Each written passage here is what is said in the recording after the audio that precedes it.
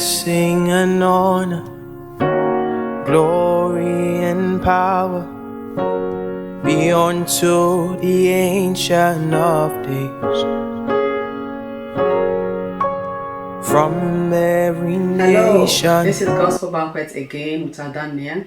I am so glad to have you. How are you keeping? As iron sharpens iron, so a man sharpens the countenance of his friend. So today we're just going to sharpen ourselves with an admonition, a counsel from a young boy to me. We're going to look briefly at the book of James chapter 1 verse 21. Wherefore lay apart all filthiness and superfluity of naughtiness, and receive with meekness the engrafted word, which is able to save your soul. So my interest really in this verse is the first part, the superfluity of nothingness.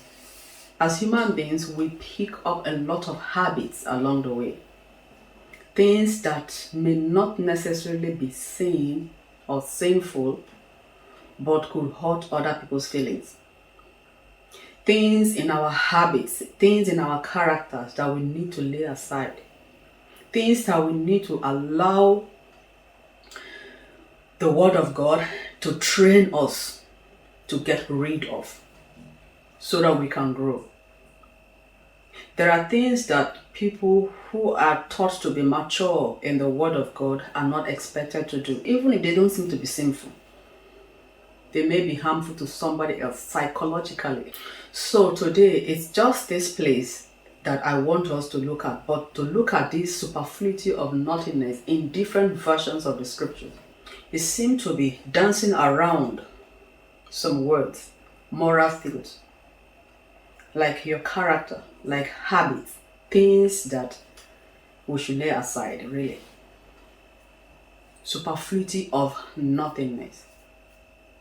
And so today we're going to say to ourselves, don't do that again. Because that don't do that again was what that child told me. And that child was my son, really. I was on a phone one day with a friend, chatting, laughing, happy, but I was making faces, silly things that especially girls and women do, silly things that don't mean anything, but could mean something at some other times. So I was chatting with my friend and I was making face. And then when I finished the call and cut the call, I think I did something like that. I don't remember what I did. But when I was on the call, my son was just standing there looking at me. So I suppose that was not the first time he had noticed it. So he was just standing there looking at me and I was on the phone.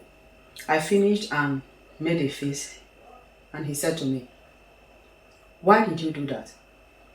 I was like, "Oh no, it's nothing." And really, it was nothing. I had nothing against the person. I don't remember even doing it for any reason, but I knew I was doing it. I was just doing it. I had no reason to do it, nothing whatsoever, in every honesty. But I was doing it. And he said, "Why did you do that?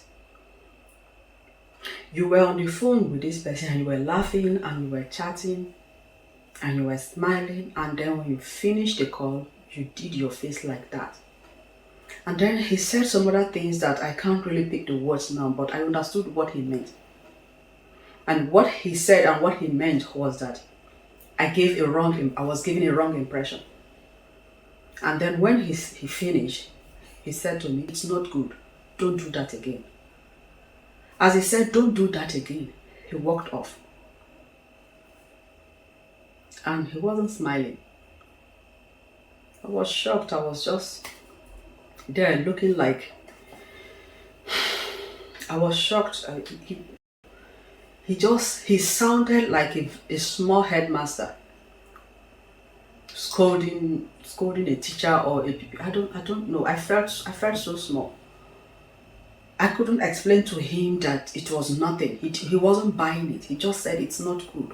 Don't do that again. When I thought about it, just reflected on it and I thought about it. What came to me was, if I had no reason to do that and somebody else could read another meaning into it, why continue to do it? And if God has used a child to correct me, it's not good. He said it's not good. Don't do that again. And so I said to myself, supposing I was in a chat with this person face to face, I wouldn't be doing my face like that.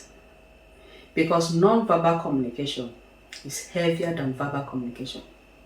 Non-verbal communication can be misread, misinterpreted, and that person might be right because it's non-verbal. It's left open for interpretation.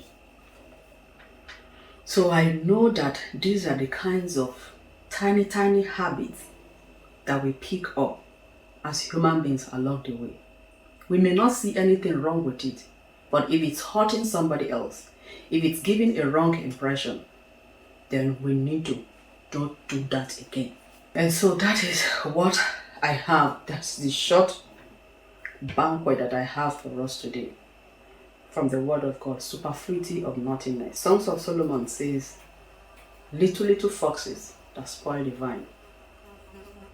Little small leavens that leaven the whole lump. Tiny things that can lead to resentment in a relationship. Why? I noticed that you're behaving strangely to me these days. What's wrong? Nothing. No, not me. Nothing.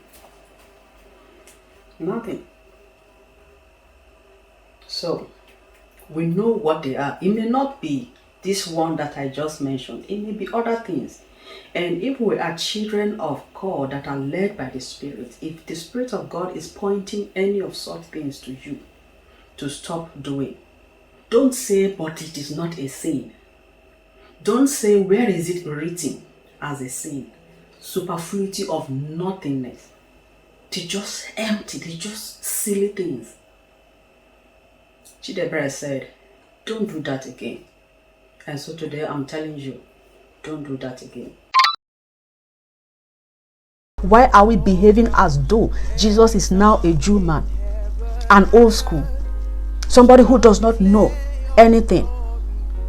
Now what we are now doing or dancing to, alluding to, directly or indirectly, is all the filth, all the dirtiness of this age. Let us also take the baton from those who were ahead of us, because they have formed a cloud of witnesses watching us.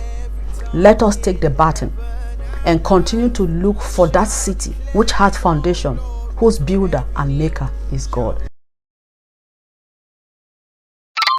God bless you for coming on Gospel Banquet today with Adamia.